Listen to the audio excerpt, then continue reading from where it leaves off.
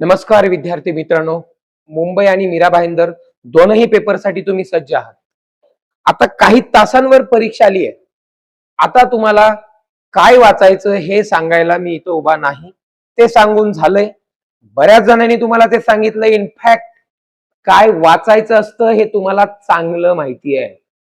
आता मी तुम्हाला जे सांगणार आहे ना, ते तुमच्यासाठी गेम चेंजर असणार आहे. कारण परीक्षेच्या काही तास आधी अमुक वाचायचं, तमुक वाचायचं, एवढं वाचायचं, तेवढं वाचायचं, यापेक्षा जास्त महत्वाचं आहे की त्या पेपरच्या 90 मिनिटांना आपण कशा पद्धतीनं टॅकल करणार आहोत. अभ्यास किती वेळ केलेला आहे?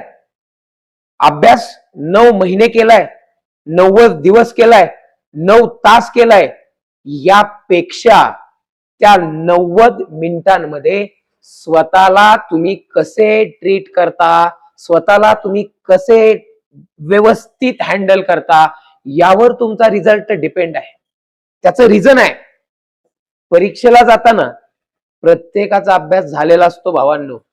बरं, महत्वाचं, ज्याचा अभ्यास झालाय त्याला पेपर सोपा जातो, हा पहिला न्यूनगंड डोक्यातनं काढून टाका. अभ्यास चांगला होणं म्हणजे पेपर सोपा जाणं नव्हे. पेपर सोपा जाणं हे तुमच्या स्किलवर डिपेंड आहे. कारण मी गेले 10 वर्ष या फील्डमध्ये अनुभव घेतलाय. भले भले एरवी 90च्या वर जातात, पण जेव्हा अशा वेळी एक्झाम असते तेव्हा पेपरवरून मागे आल्यानंतर लिटरली रडतात. सर 5 सिलिंग मिस्टेक झाल्या, सर 2 सिलिंग मिस्टेक झाल्या, तर 3 सिलिंग मिस्टेक झाल्या. अरे अहोरात्र आपण अभ्यास करतोय, अहोरात्र कष्ट करतोय, तिथं जाऊन सिलिंग मिस्टेक करण्यासाठी? थोडं मी तुम्हाला एकदम रांगड्या भाषेत सांगतो, अरे आपण जी काही घासतोय या चुका करण्यासाठी? बिलकुल चालणार नाही. सिलिंग मिस्टेक, चुका बिलकुल नको आहेत. जर तुम्हाला एखाद्या प्रश्नाचं उत्तर येत नसेल आणि ते प्रश्न तुमचा गेला, तो मार्क जर तुमचा गेला, वाईट वाटायचं कारण नाही. पण तुमच्या अगदी क्षुल्लक चुकीमुळं तुम्हाला माहिती असलेलं उत्तर जर तुम्ही चुकवत असाल तर तो तुमचा बालिशपणा ठरेल आणि तो तुमच्यासाठी न परवडणार आहे. लक्षात ठेवा. आता जेवढे पण पेपर झाले, या पेपरमध्ये मी आज जवळून गोष्टी अनुभवलेल्या आहेत, म्हणून आज तुमच्याशी मला बोलावं असं वाटतं. आज हा व्हिडिओ तुम्हाला शेवटपर्यंत बघावा लागेल, कारण गेले 15 दिवस तुमच्यासाठी मी कंटिन्यू क्वालिटी कंटेंट आणि तुमच्या कामाचा कंटेंट देण्याचा प्रयत्न केलेला आहे. जीएस, जीके, चालू घडामोडी सगळ्या गोष्टी तुमच्यापर्यंत पोहोचवल्यात आणि म्हणूनच आज हा फायनल बूस्टर तुमच्यासाठीच आहे. चला बघा भावांनो, 12 एप्रिल ही आपली तारीख आहे. आपल्याला माहित आहे की 12 एप्रिलला आपल्याला एक्झामला जायचंय. आता या एक्झाम मध्ये 12 एप्रिलला जेव्हा आपल्याला जायचं असेल तेव्हा आपण नेमक्या कशा पद्धतीनं त्या 90 मिनिटाची रणनीती आपली काय असणार आहे? 90 मिनिटं महत्वाचे आहेत, लक्षात घ्या. 90 मिनिटं. बघा, तुम्ही ग्राउंडवर चांगले मार्क दिले म्हणूनच तुम्ही पेपरला निघालाय. 50% काम फत्ते झाले. आता हे 50% काम तुमच्या हातात आहे. बरं, याचा सुद्धा अभ्यास तुमचा झालाय. अरे अभ्यास झालाय म्हणूनच तर तुम्ही चाललाय ना. शेवटी परीक्षेला जाताना अभ्यास झाला नाही म्हणायचं नाही, आणि अभ्यास ज्याचा झालाय त्याला पेपर सोपा जातो असंही नसतं. म्हणून आता फक्त मी सांगतो ते व्यवस्थित ऐकायचं. चला बघा, आता पहिला टप्पा, तुमची जी 11 एप्रिलची जी रात्र आहे, समजा 12 तारखेला तुमचा पेपर आहे, जर 11 एप्रिलची रात्र आहे, या रात्री तुम्हाला पुरेशी झोप घ्यायची आहे. उगाच नाहक जागरण, नवीन काहीतरी वाचण्याचा जो मोह असतो तो टाळायचा. ओके, जे तुम्ही वाचलेलं आहे ते व्यवस्थित तुमचं रिव्हिजन करून झालेलं असतं. व्यवस्थित तुम्हाला झोपायचं आहे आणि माइंडसेट बनवायचा आहे. स्ट्रॉंग माइंडसेट बनवायचा आहे, स्ट्रॉंग. ठीक आहे. आता जेव्हा तुमच्या हातामध्ये पेपर येईल ना, तेव्हा पहिल्या 5 मिनिटांमध्ये तुम्हाला OMR चा जो पण काही प्रोटोकॉल आहे तो व्यवस्थित, मग त्यामध्ये तुमचं सीट नंबर, तुमचा कोड, जे काय असेल व्यवस्थित माहिती त्या ठिकाणी तुम्हाला फिलअप करायची आहे.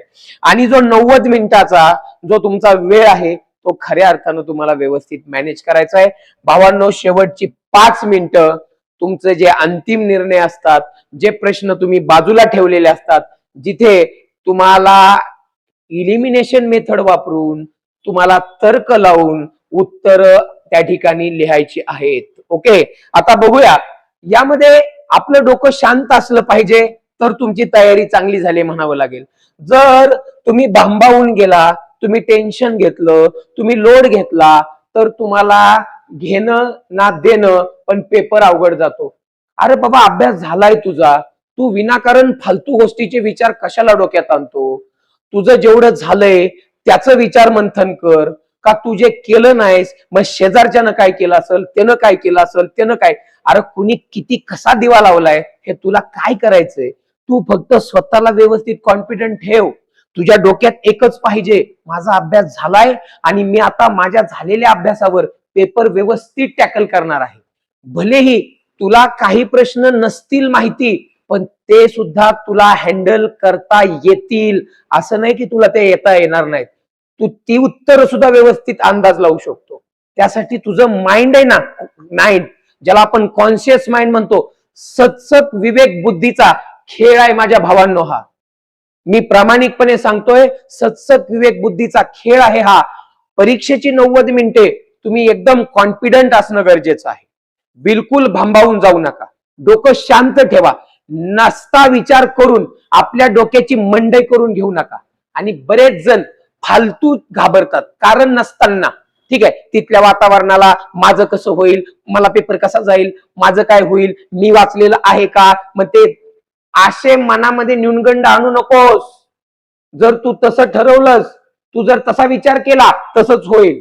मनामध्ये विचार काय करशील, माझं झालेलं आहे, माझं रिडिंग झालेलं आहे, माझे सगळे पॉइंट कव्हर झालेले आहेत. जरी मी न वाचलेल्या पैकी काय आलं तरी मी व्यवस्थित अंदाज लावेल, मात्र उत्तर व्यवस्थित आणण्याचा प्रयत्न करेल. पॉझिटिव्ह स्वतःला बोलत राहा. जर तू पॉझिटिव्ह बोललास तर ऍक्च्युअल मध्ये पॉझिटिव्हच होईल. निगेटिव्ह बोलू नकोस. निगेटिव्ह बोलू नकोस. मनाला विचारच करून देऊ नकोस की माझं काय होईल. कॉन्फिडंट राहा. कॉन्फिडंट याचा अर्थ ओव्हर कॉन्फिडन्स नव्हे, पण घाबरायचं नाही. डोकं शांत ठेवायचं. पेशन्स पाहिजेत. ओके, बघा आता पुढे. हे तर तुम्हाला माहितच आहे, पण तरी पण सांगतो भावांनो, तुमचा सीट नंबर, तुमचा सेट कोड जे काय असेल, तुमच्या अँसर सीटवर व्यवस्थित मेन्शन करा. व्यवस्थित मेन्शन करा. पेपरला जाताना तुमच्या हॉल तिकीटच्या कलर प्रिंट काढून घ्या. तुमचे फोटो सोबत घेऊन जा. तुमचं ओळखपत्र सोबत घेऊन जा. तुमच्या ग्राउंडचं हॉल तिकीट पण सोबत घेऊन जा. काही प्रॉब्लेम नाही, घेऊन जा सोबत. ठीक आहे. आणि महत्वाचं म्हणजे तुमच्याकडे ब्लॅक पेन सोबत घेऊन जा. जरी त्यांनी तिथं देणार असले तरी तुमचेही तुमच्याकडे असू द्या. भले त्यांनी आत नाही घेऊन दिले, तुमचे तिथे टाकून द्या, त्यांचे घेऊन जा, पण तुम्ही तयारीत जा. ते खूप महत्वाचं आहे. ठीक आहे. आता बघा, आता ह्या गोष्टी पण मला सांगायला महत्वाच्या वाटतात, कारण बरेच जण भांबावलेले असतात गडबडीत. हा जो डार्क गोल करायचा असतो तो पुसट पुसट करू नका. व्यवस्थित डार्क करा. ठीक आहे. चला, छोट्या छोट्या चुका तुम्हाला करायच्या नाहीत. प्रश्न नीट वाचायचा.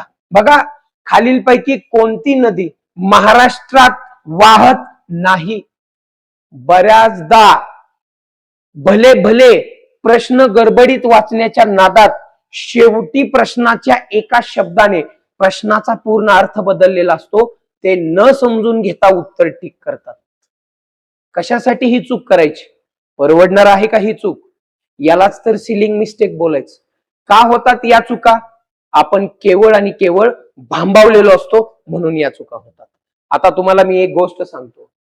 अर्जुनाला जेव्हा द्रोणाचार्यांनी विचारलं की समोरच्या झाडावर तुला काय दिसतंय, तेव्हा अर्जुनाने उत्तर दिलं होतं की मला फक्त पक्ष्याचा डोळा दिसतोय. अर्जुनाला त्या पक्ष्याचा डोळा उडवायचा होता त्या धनुष्यबाणाने. ओके, मग फक्त डोळ्यावरच त्या अर्जुनाचा निशाणा होता. अर्जुनाला फक्त त्या पक्ष्याचा डोळा दिसत होता.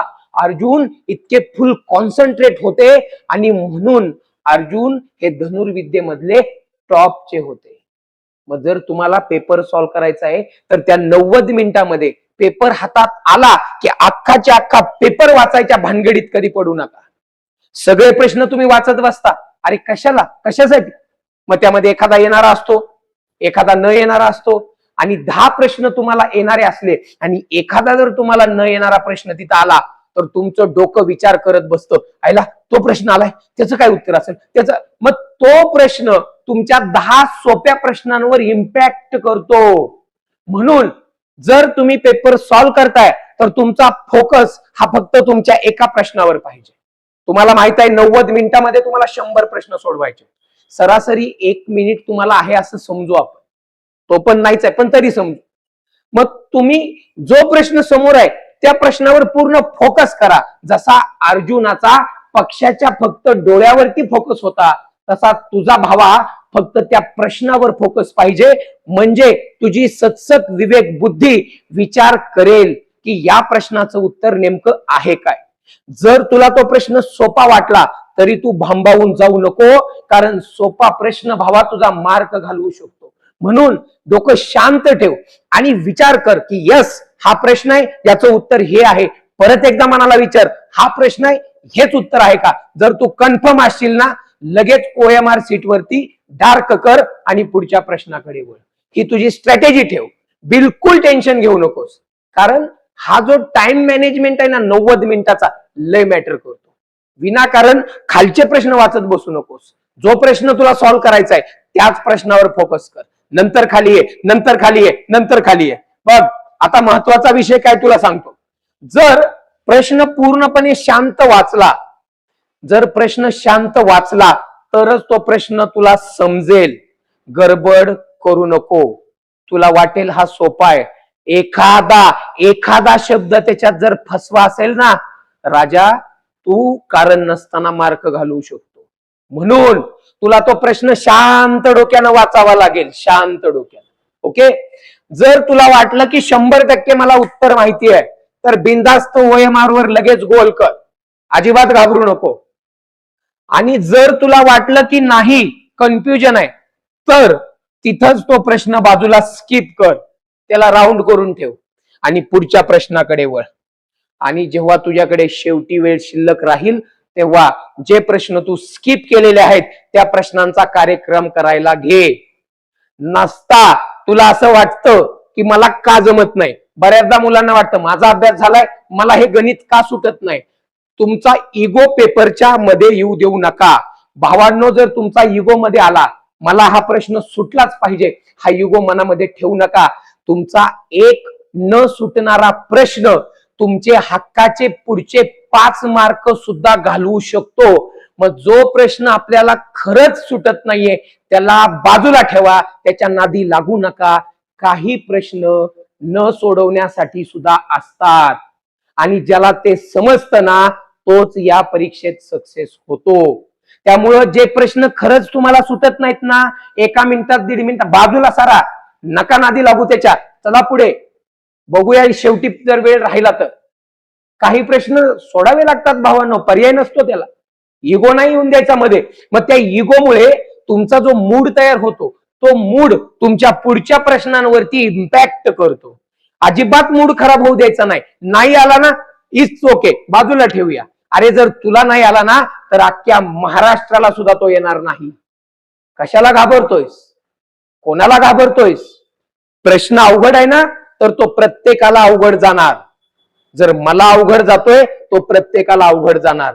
हे तुझ्या डोक्यात पाहिजे भावा. तर आणि तरच तुला ह्या गोष्टी हँडल करणं शक्य होणार आहे. अजिबात घाबरायची गरज नाहीये. त्यामुळं अवघड प्रश्नांकडे जास्त विचार मंथन करण्यात तिथं वेळ घालवू नको, पुढच्या प्रश्नांकडे वळ. आणि प्रत्येक प्रश्न शांत डोक्याने हँडल कर. गडबड, घाई, घाबरटपणा अजिबात नको. ठीक आहे. ह्या सगळ्या गोष्टी लक्षात ठेवा. आता याच्यामध्ये तुम्हाला महत्वाची गोष्ट सांगतो की पेपर जर समजा सोपा आला तर लगेच हुरळायचं नाही, अजिबात हुरळायचं नाही. मी भले गार झालेले बघितले. पेपर सोपा आला म्हणून हुरळून जातात नाही, आणि पेपर अवघड आलाय म्हणून घाबरून सुद्धा जायची गरज नाही. तुम्हाला एक सांगतो, या पेपरमध्ये तुम्ही जेव्हा तिथं जाल तेव्हा सगळ्यात मोठा तुमचा शत्रू तुमच्या मनामधली भीती असते. कशासाठी घाबरतोय आपण? जेव्हा पेपरच्या हॉलमध्ये जाल तेव्हा तिथल्या कुठल्याच वातावरणाला घाबरू नका, शेजापाजारच्या स्पर्धकांना घाबरू नका. या स्पर्धेमध्ये तुमचा स्पर्धक तुम्ही स्वतः आहेत, लक्षात ठेवा. आणि तुमच्या मनामधली भीतीच खऱ्या अर्थानं तुमचा सगळ्यात मोठा शत्रू आहे. अरे झालेला आहे तुमचा अभ्यास, आत्मविश्वास ठेवा. तुम्ही रांगडी मुलं आहात, कष्ट करणाऱ्या आई बापांची तुम्ही मुलं आहात. तुमच्या आई वडिलांची पुण्याई तुमच्या सोबत आहे. अजिबात कुणाला घाबरू नका. मी शेवटी फक्त एकच सांगेल की परीक्षेला जाताना आणि पेपर हातात आल्यानंतर कुणाच्या बापाला घाबरायची गरज नाही. स्वतःच्या बापाचा चेहरा डोळ्यासमोर आणायचा आणि आत्मविश्वासाने, गडबड न करता, न घाबरता, संयमाने, डोकं शांत ठेवून व्यवस्थित पेपरच्या एका एका प्रश्नावरती फोकस करून पेपरचा करेक्ट कार्यक्रम करायचा. अवघड प्रश्नांना घाबरायचं नाही. त्या प्रश्नांना सुद्धा शांत डोक्याने त्यातले एक एक पर्याय बाजूला सारत सारत तुम्ही प्रश्नाच्या उत्तरापर्यंत पोहोचायचं आहे. पेपर कधीच अवघड नसतो, तो फक्त आपण अवघड करत असतो. एवढं लक्षात ठेवा. चला, तुमचा अभ्यास झालेला आहे. अतिशय आत्मविश्वासाने पेपरला सामोरं जा. कोई भी लक्ष्य मनुष्य के साहस से बड़ा नहीं. कोई भी लक्ष्य मनुष्य के साहस से बड़ा नहीं. हारा वही जो लढा नहीं. आणि तुम्ही सर्वच्या सर्वजण लढणारे आहात, लढवय्ये आहात. अतिशय आत्मविश्वासाने पेपरला जा, शांत डोक्याने पेपर देऊन या. Wish you all the best.